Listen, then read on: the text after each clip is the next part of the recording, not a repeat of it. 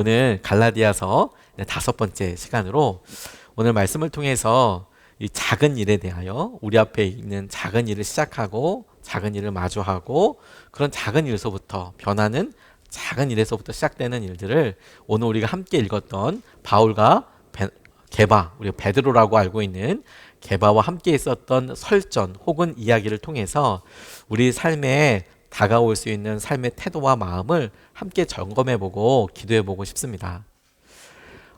프랑스의 유명한 철학자 중에서 장볼 사르트르라는 철학자가 있는데 실존주의 철학자입니다. 저는 글을 좀 읽어봤는데 엄청 어렵더라고요. 꼼꼼하게 글을 쓰는 프랑스 사람답게 이 실존주의 철학 내용도 그렇지만 글도 어려워서 긴가민가 할 정도로 쉽지 않은데 이 사르트르가 존재와 무라는 책을 냈어요. 벌써 이름 자체가 이 아우라가 장난이 아니죠. 존재와 무 딱 읽어도 재밌는 동화책은 아니라는 느낌이 딱 들지 않습니까? 존재 그리고 무, 존재와 무라는 책을 썼는데 프랑스 사람들이 철학을 좋아하긴 하지만 그런데 그 책이 기록적으로 사람들한테 많이 팔리게 된 거예요. 그 존재와 무라는 책이 엄청나게 많이 팔리게 된 겁니다. 보통 그렇게 딱딱한 책은 선호하는 사람들이 정해져 있기 마련인데 비정상적으로 너무 많이 팔렸어요. 그리고 출판사에서 그럼 어느 사람들이 이걸 구입하나 봤더니 너무 놀랍게도 여성들이 엄청 많이 사가지고 간 거예요. 그것도 주부들이. 와, 주부들이 다 지역마다 교회마다 집집마다 무슨 철학 아카데미를 연 것도 아니고 물론 주부들도 가서 철학책을 읽을 수 있지만 왜 이렇게 많이 사가지고 갔나 사람들이 물어보니까 이런 일이 있었답니다.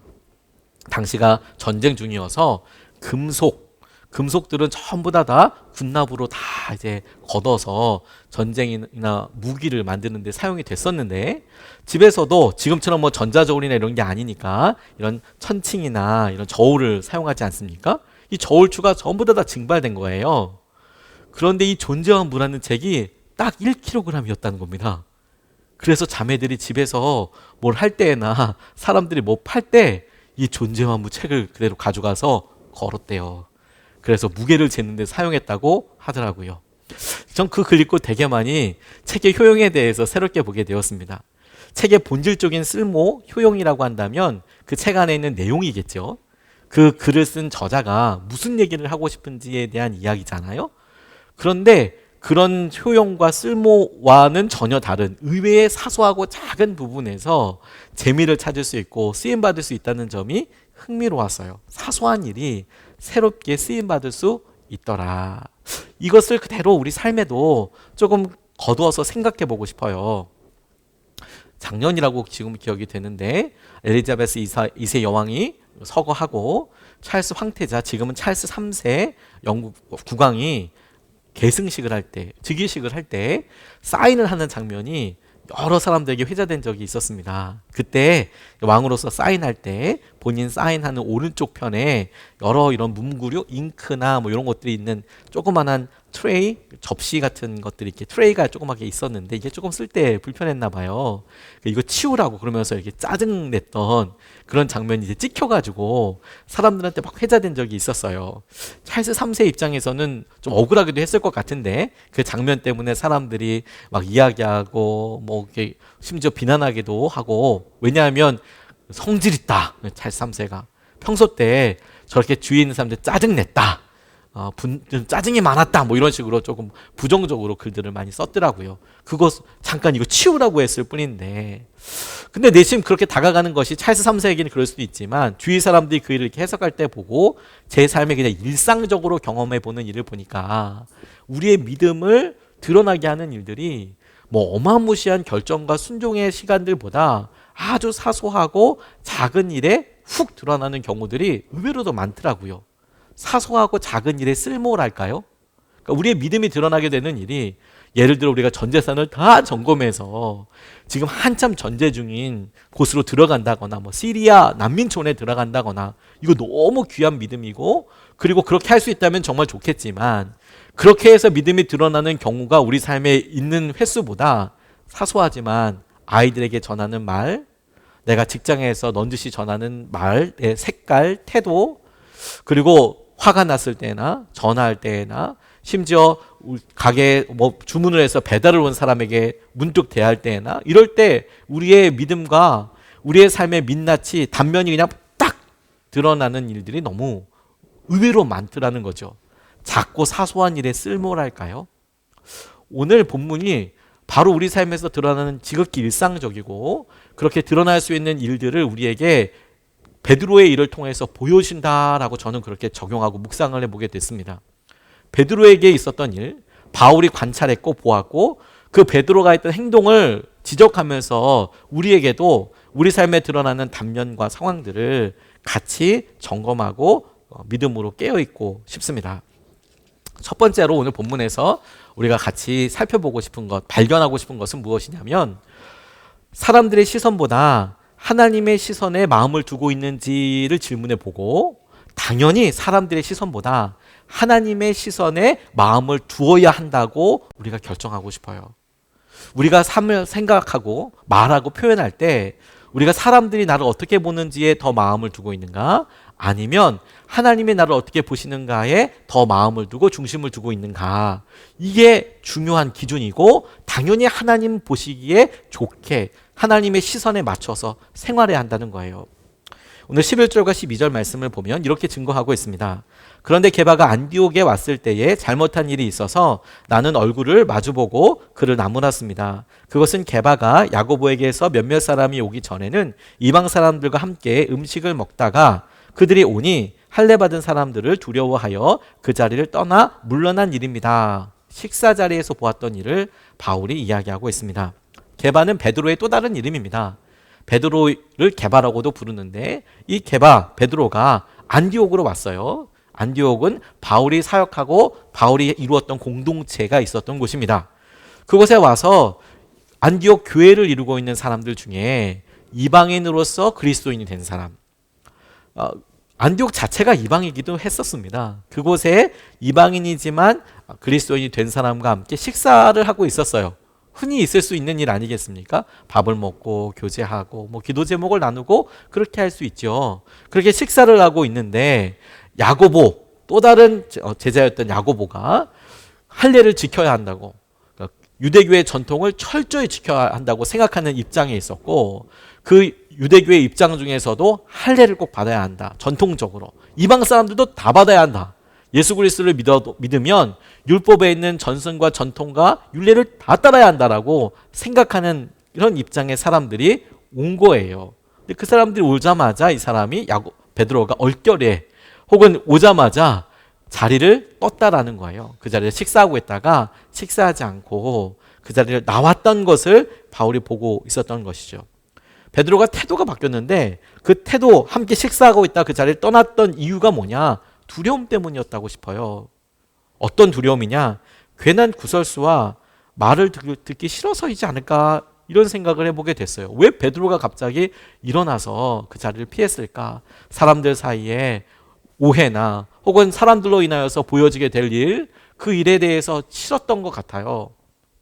저는 그가 신학적으로 고민해서 했었을 거라고 생각하지는 않습니다. 그런데 안타까운 것은 무엇이냐면 사도행전 10장에 보면 고넬료가 나오는데 그가 꿈을 꿔서 욥바에 있는 베드로에게 사람을 보내서 집으로 초청해서 그에게 말씀을 들으라라는 꿈을 꾸고 실제로 사람을 보냅니다. 근데 마침 베드로가 환상을 이렇게 보게 되는데 하나님께서 하늘로부터 광주를 내려주시고 자기가 평소 때 먹지 않았던 율법에서 금했던 음식들을 보여주시고 먹으라고 이야기하시는데 난 율법 지키는 사람이어서 이거 안 먹습니다라고 대답하자 내가 거룩하게 이야기해, 내가 깨끗하게 이야기한 것을 네가 그렇게 하지 말고 먹어라, 이런 이야기를 꿈으로 환상으로 이제 보게 됩니다. 그 환상과 함께 과연 고넬료가 보내준 하인과 함께 같이 가서 말씀을 전하는 이야기가 나와요. 그러니까 베드로는 이방인들에 대한 하나님의 계획과 하나님께서 어떻게 해가고 계시는지를 실제로 했던 사람이고 보았던 사람이에요. 그러니 오늘 그가 야고보에게서 온 사람들을 보고 벌떡 일어나서 자리를 비킨 것은 신학적인 통찰, 내가 율법을 꼭 지켜야 돼, 이런 느낌보다는 그냥 평소 때 버릇? 자기가 유대인이었고 그리고 예루살렘 교회에서 사역했고 그러다 보니 그냥 일어날 수 있는 여러 일들을 안디옥에서 오다 보니까 그냥 그 생각들의 결과로 무심결에 나오거나 그냥 뭐 왜 그랬어? 라고 물어보면 굉장히 대답하기 난감한 그런 일이 아니었을까? 저는 그렇게 생각이 됐어요. 그래서 일어난 일입니다. 그리고 정말로 그가 다른 사람의 시선, 다시 말해서 사람들이 날 어떻게 볼까? 이 일이 어떻게 책임질까에 대해서 엉결결에 나온 이 행동 자체가 정말 그렇구나라고 다시 생각하게 된 제 또 다른 이유와 근거는 뭐냐면 그가 바울에게 이야기를 들었을 때, 면전에서 그렇게 이야기를 했을 때 베드로가 그것에 대해서 논박을 한다거나 이유를 댄다거나 혹은 돌이키지 않았어요. 내가 잘못했다거나 과연 그러네 그렇게 이야기하지 않고 다만 그냥 그 이야기를 바울의 목소리로만 우리가 들을 수 있는 것이죠. 만약에 베드로가 거기서 정정했다면 그래 맞아, 이거는 주님께서 우리에게 은혜 가운데 이방 사람들에게 복음을 전하는 것을 생각해 본다면 이건 옳지 않을 수 있겠다, 옳지 않게 보일 수 있겠다라고 바로 정정했으면 훨씬 더 이 주제와 이 상황에 대해서 더 깔끔했을 텐데, 바울이 일부러 안 남겼는지 혹은 베드로가 이야기 안 했는지 그거는 천국 가서 물어봐야 될 테지만 적어도 우리가 갖고 있는 여러 말씀을 통해서는 베드로가 이것에 대해서 언급하지 않습니다. 이야기하지 않았다라는 것이죠. 그걸 넘어갔다라는 것이죠. 우리를 움직이게 하는 것, 우리를 어떤 행동을 하게 하고 결정하게 하게 되는 동기, 시작점이 무엇인가? 그게 작아 보이고 그 일이 다른 일에서 습관적인 일이라고 하더라도 동시에 사람들의 시선이 아니라 이게 하나님의 시선대로, 하나님의 계획대로, 하나님께서 이끄신 대로 우리가 보고 있는지를 묻고 마음을 거기에 두어야 한다고 그렇게 적용해 보고 싶어요. 왜 이게 중요하냐? 밥 먹는 것 가지고 이렇게 하냐라고 싶지만 이 일이 갖고 있는 두 번째 의미가 우리에게 또 다른 도전을 하기 때문에 그렇습니다. 두 번째, 이 본문을 통해서 우리가 다른 사람의 시선과 하나님의 시선에 대해서 생각할 때 이런 사소하고 작아 보이는 변화, 작아 보이는 이 일이 갖게 되는 의미가 중요한 이유가 뭐냐면 우리가 내딛는 결정, 우리가 거둔 이 발자국 위에 다른 사람들이 길을 걸을 거기 때문에 그렇습니다. 내가 그 길을 가면 다른 사람이 그 길을 똑같이 가기 때문에 그렇습니다. 13절 말씀이 그와 같은 일을 증거하고 있는데요. 나머지 유대 사람들도 그와 함께 위선을 하였고 유대 사람들도 그와 함께 위선을 하였고 마침내는 바나바까지도 그들의 위선에 끌려갔습니다 라고 이야기하고 있습니다. 베드로의 의도가 난 그런 의도가 아니고 그냥 일어난 거야, 혹은 제가 만약에 베드로라면 얼결에 이런 변명했을 것 같아요. 화장실이 급해가지고 내가 화장실 가느라고 그랬을 거라고. 저라면 얼결에 그렇게 할 수도 있었겠다, 제 연약함으로 봤을 때는. 근데 대답도 하지 않고 그냥 움직였잖아요. 근데 그 일로 인하여서 일어난 일을 보니까 베드로 의도가 그렇지 않다 그렇다라는 것 그걸 떠나서 안타까운 일은 뭐냐면 그가 그렇게 자리를 띄운 걸로 인하여서 안디옥 교회에 있었던 유대인들이 한 명이 아닌 복수의 사람들이 이방인으로서 그리스도교를 믿는 기독교인이 된 안디옥 교회에 함께 다니는 교회, 그 교인들과 식사하지 않게 되더라는 거예요. 바울은 베드로가 선이 아니고 선한 척한 것, 다시 말해서 하나님의 율법을 지키기 위해서 자기는 했다라고 하는 행동을 선한 것이 아니라 가짜선이라고 이야기했어요. 그 가짜선을 보고 유대인들이 베드로가 그렇게 하니까 똑같이 율법을 교회 안에서도 이방 사람들이 그런 것에서도 저렇게 할례를 받고 하는 것에 있어서 지켜야 하는 거구나, 해야 하는 거구나 라고 따라가게 되는 동기가 됐다고요. 나중에 예루살렘 회의라는 곳에서 사도행전 15장 말씀에 보면 할례 문제에 있어서는 우리 동의하지 말자, 가난한 사람을 돕고 우상 숭배를 조심하자라는 두 가지 결정만 하고 나머지는 다 이방 사람들에게 하나님께서 복음을 전하게 하시는 것에 대해 다 인정하거든요. 그 한 걸음에 있었던 건데 베드로의 행동 하나 때문에 유대인들이 다 따라가고 심지어 바나바까지도 똑같이 그 일을 했다는 거예요. 같이 식사하지 않더라는 거예요. 바나바는 바울을 직접 안디옥 교회로 데리고 왔던 사람입니다. 예수님을 믿는 사람들을 잡고 핍박하려고 했던 그 바울이 다메섹 혹은 다마스쿠스로 가는 도상에서, 길가에서 예수님을 빛으로 만나고 그의 삶이 완전히 거꾸러졌어요. 근데 주위에 있는 사람들한테 바로 나가서 전도한 게 아니고 오랜 기간 동안 계속 주님 앞에 연단되고 훈련되는 시간이 있었습니다.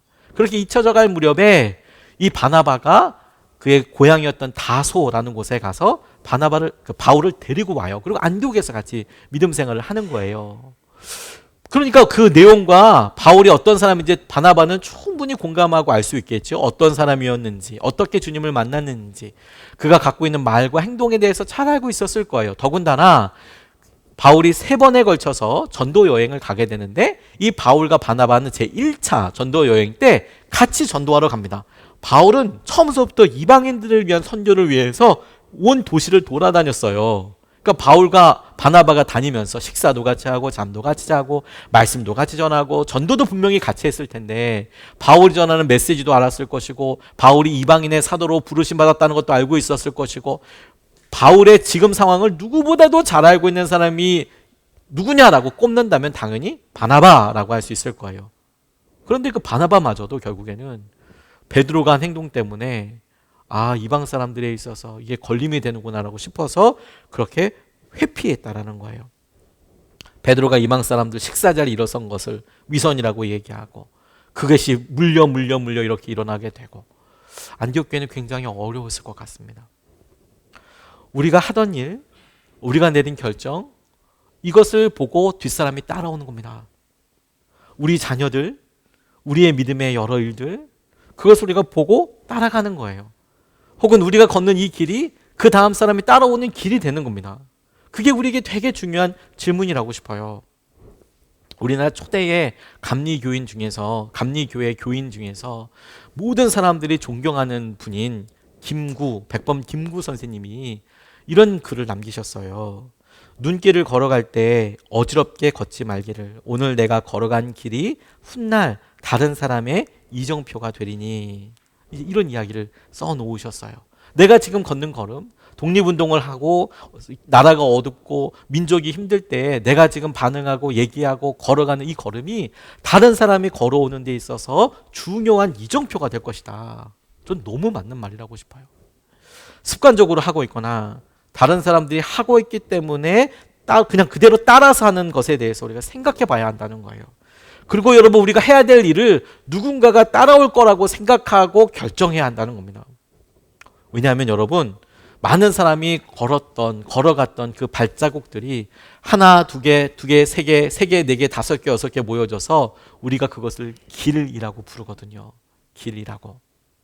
제가 예전에 목회했던 괴산에 저희 교회 뒷산이 조령산이라는 거의 1000m 가까운 산이었습니다. 뒷산이라고 하기 상당히 큰 산이었어요. 백두대간에 속하는 산이었거든요.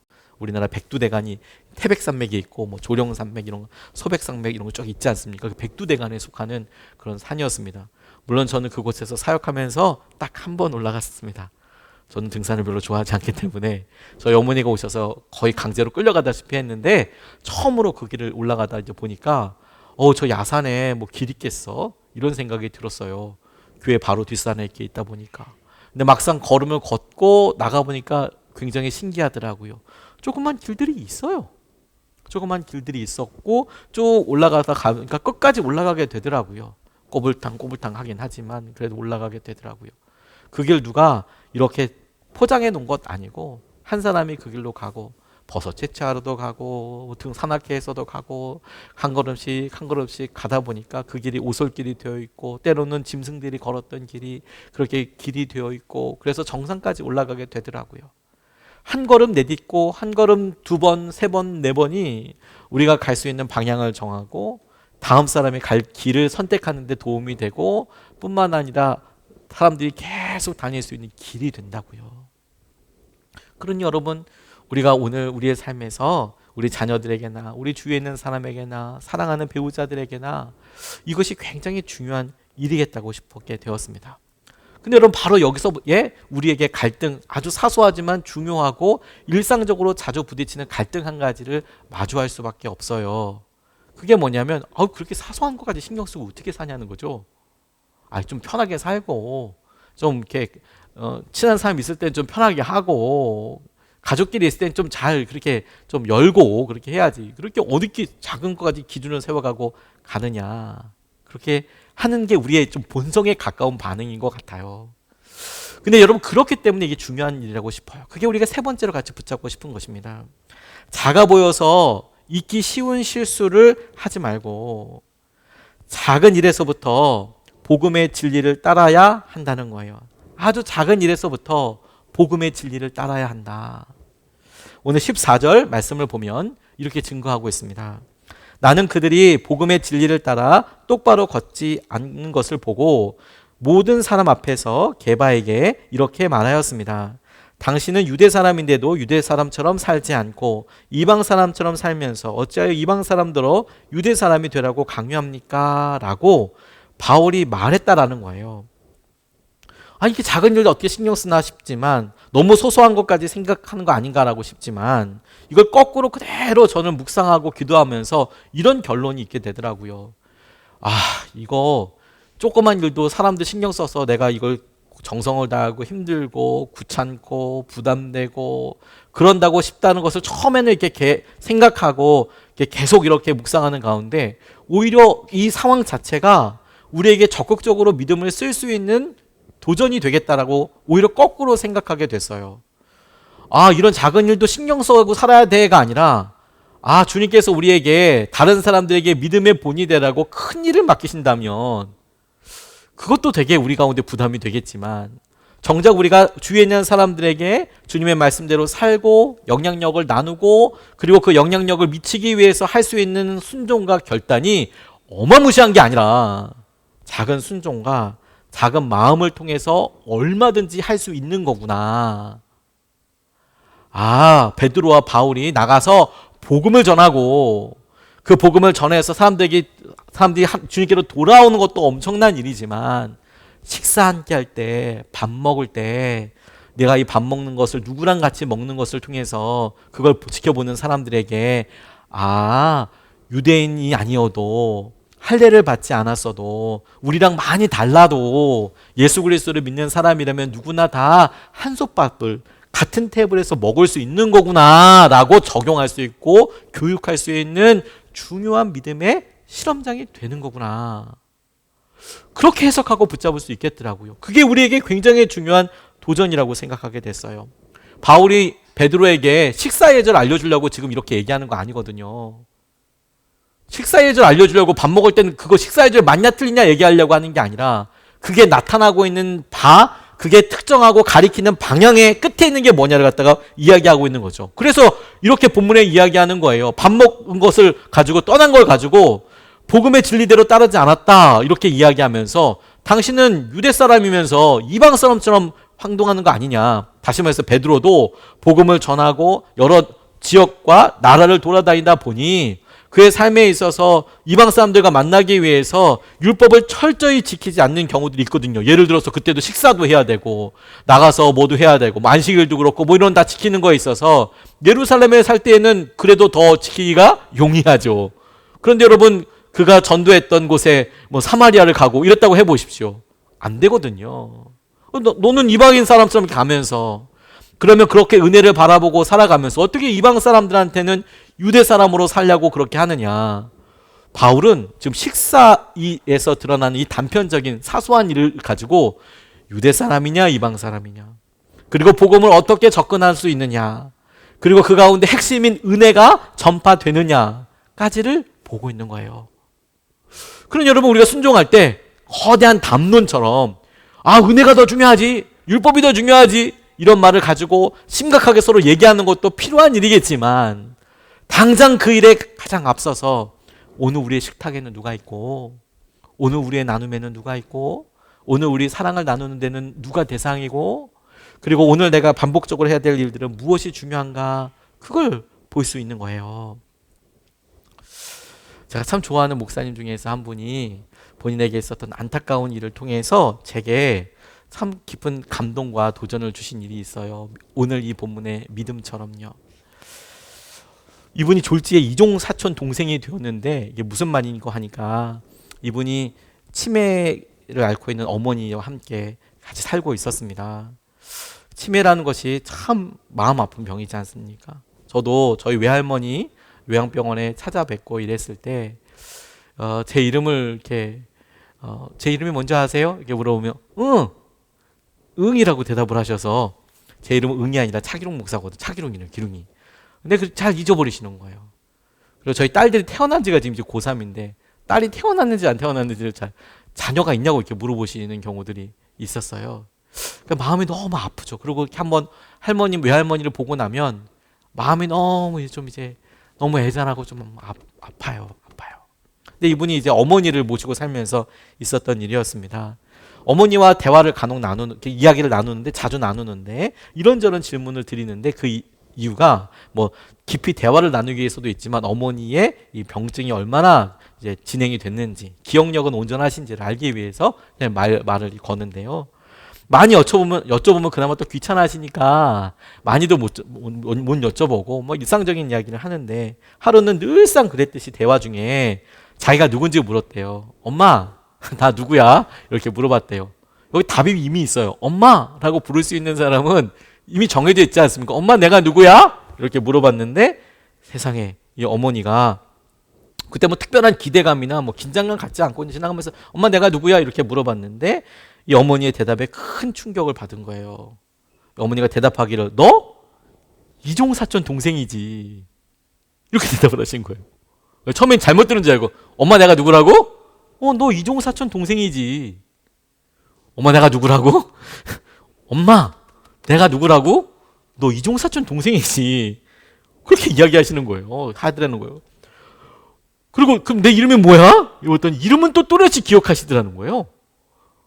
이거 혹시 몰라서 아내를 이제 데리고 와서 누구냐고 이 사람이 며느리라고 대답하더라는 거예요. 아내는 며느리라고 대답하는데 졸지에 이 목사님만 이분 한 번도 만나본 적도 없는 먼 친척이 된 거예요. 갑자기 이종사촌.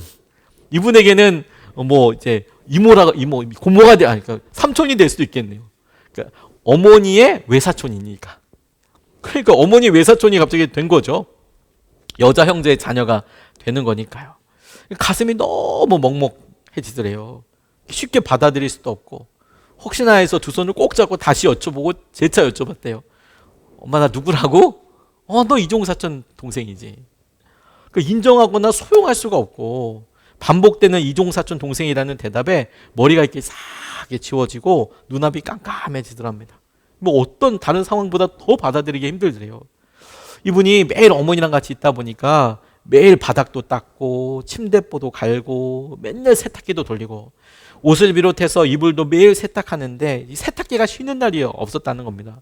매일 실수를 하시니까 디펜드를 깔아드리기도 하고 샤워를 해드리기도 하고 간혹 어머니지만 관장을 해드리기도 하고, 그래서 다 그런 걸 다 닦고 치우기도 하고, 근데 그런 게 하나도 힘들지 않았대요. 이분은 엄마가 지금 어려운 거고 어머니가 아프신 거니까 내가 이걸 좀 돕고 그러니까 괜찮지. 어머니의 병환을 그대로 인정하고 받아들였고 또 익숙해지니까 그럴 수도 있지. 힘들지만 그게 하나도 힘든 일이 아닌 것처럼 여겨지고 오히려 함께 할 수 있어서 너무 감사하더라는 거죠.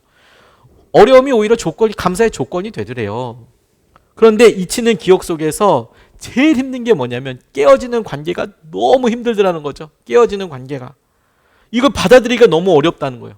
함께 살아온 시간과 상황들이 이렇게 막 스쳐가는데 어려운 현실 속에서도 놓지 않았던 서로의 관계가, 나 엄마여서 붙잡고 있는데 자기를 동생이라고 이야기를 하니까 이게 너무 섭섭하고 힘들고 아프고, 이분 표현에 의하면 심장이 찢어지고 혈관이 터지는 듯한 아픔을 받았다는 거예요. 너무 힘들었다는 거예요.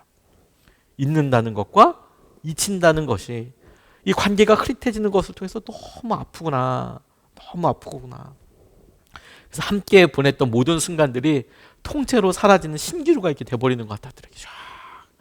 두 손을 꼭 잡고 걸었던 여러 일들과 웃음과 기쁨의 순간들이 갈고 닦고 그동안에 많이 계속 반복해서 했던 수많은 행동보다 기억의 끈이 이제 끊어지는 그게 너무 아프고 힘들어서 순간 3년 동안 어머니를 진심으로 모시고 그렇게 했던 여러 정성과 표현과 말이 그날 그 시간에 어머니한테 계속 물어봤던 엄마, 나 누구야?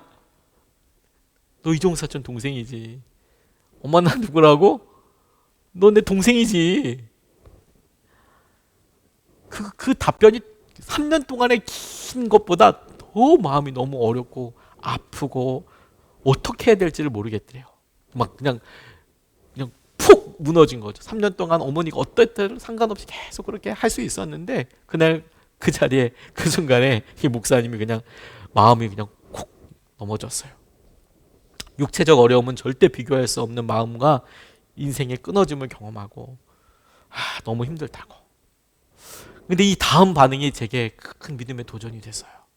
그리고 이 다음 믿음은 우리가 봤을 때 믿음이라고 할 수 있을까 싶을 정도의 지극히 일상적이고 그냥 누구나 할 법한 결단처럼 보여지지만 저는 이거야말로 우리가 우리의 삶에 가장 많이 노출되는 믿음의 순간이고 우리가 할 수 있고 주님이 도전하시는 거라고 싶어요.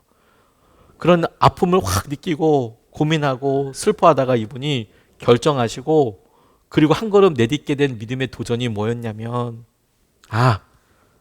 더 심해지시기 전에 더 많은 추억을 기억으로 선물해 드려야겠다. 이종사촌 동생이 아닌 아들로 기억되기를 바라며 내가 더 열심히 섬겨야겠다. 제가 그 글을 읽게 읽는데 눈물이 핑 돌더라고요. 믿음은 우리에게 때로는 어떤 차이가 많이 나는 결단과 순종을 요구할 때도 있습니다. 참 귀한 믿음이고 그럴 순간에 우리가 참 많이 성숙하고 성장하지요. 아브라함은 그런 믿음의 순간으로 본토 친척 아비 집을 떠난 것 아니겠습니까? 그렇게 100년 주님과 함께 동행했죠. 창세기를 꼼꼼히 읽어보면 그 100년 동안 아브라함이 하나님께로부터 너네 친구 같다라는 이야기를 들을 만큼 그렇게 함께 했지만 그 100년 동안 주님을 하나님께서 그에게 말씀해 오시고 하나님과 함께 있었던 사건들을 정리해 보면 몇 개? 10번밖에 없어요. 10번. 10년에 한 번꼴? 10년에 한 번꼴? 그것도 대단하죠.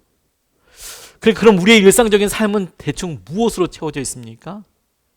아주 작은 우리의 삶의 중요한 일들, 상황들이죠. 아이가 태어나면 얼마나 예뻐요. 저희 교회 학교 아이들 이렇게 봐도 얼마나 든든하고 자랑스럽습니까? 근데 여러분, 아이를 보면 이 아이들을 위해서 우리가 부모니까 어떤 때는 아이가 아프거나 이러면 정말 내 어떤 생명줄이랑 좀 바꿔서 애들 좀 안 아팠으면 좋겠다. 내가 대신 죽을 수도 있겠다. 사실 이런 마음이 들지 않습니까? 때를 부리고 이럴 때는 참 힘들지만 그래도 이렇게 자고 있는 모습 보고 아팠어 시름시름 앓는 거 보면 마음이 너무 이 아이 대신에 내가 좀 이렇게 해보고 싶다. 내가 대신 아프고 싶다. 근데 여러분 우리가 아이들을 위해서 그런 사랑과 그런 마음의 그런 부어짐이 이렇게 쫙 있는데 근데 여러분 우리가 아이를 위해서 실제로 죽을 만큼의 그런 결정을 하는 게 인생에 몇 번 있었습니까? 그렇게 많지는 않았어요. 오히려 여러분 그런데 그 아이들이 지금 몇 살이든 간에 그 시간과 그 기간과 그 세월 동안에 정작 그 자녀를 지금의 모습대로 성장하게 하고 성숙했던 일들의 대부분은 부모들이 목숨을 바꿔서 뭐 할 수 있는 커다란 결정들과 순종들과 이런 게 아니고 처음에는 그냥 기저귀 가는 것부터 분유 타서 분유 먹이고 자울 때 재울 때 트름 시키고 그리고 다시 닦아놓고 애가 뭐 좀 이렇게 하면 뭐 젖병 닦아놓는 것부터 시작해서 아주 일상적이고 아주 우리가 보편화되어 있는 것을 보고 지나고 쌓여서 지금의 그 모습대로 가는 것이죠. 믿음은 어느 순간에 여러분 주님을 위해서 어마무시하게 다 준비돼서 어떤 순교적인 투사로 이렇게 변화되는 경우들도 있지만 특별한 은혜인 것 같고 많은 경우는 우리의 삶에 조용하게 다가오시는 주님의 음성과 마음에 우리가 집중해 보는 거예요. 그런 의미에서 여러분 오늘 베드로와 바울이 서로 이야기를 하며 바울이 이야기하고 있는 장면에서 그러지 말아라고 이야기하는 일을 통해서 우리가 새삼 깨달아지고 붙잡고 싶은 것은 작은 일, 그 작은 일이 보여서 어떻게 영향력을 미치고 그걸 부담으로 생각하는 게 아니라 그 일을 통해서도 우리가 바깥으로 나가지 못하고 우리가 더 큰 일을 지금 하지 못한다 하여도 주님께서 원하시는 일들과 순종과 주님께서 우리에게 간절히 기뻐하실 일들을 우리가 해 나갈 수 있는 거겠구나. 그 일을 사랑과 정성을 다해서 우리가 함께 마주하기로 결단하는 저와 여러분 되시기를 주님의 이름으로 축복합니다.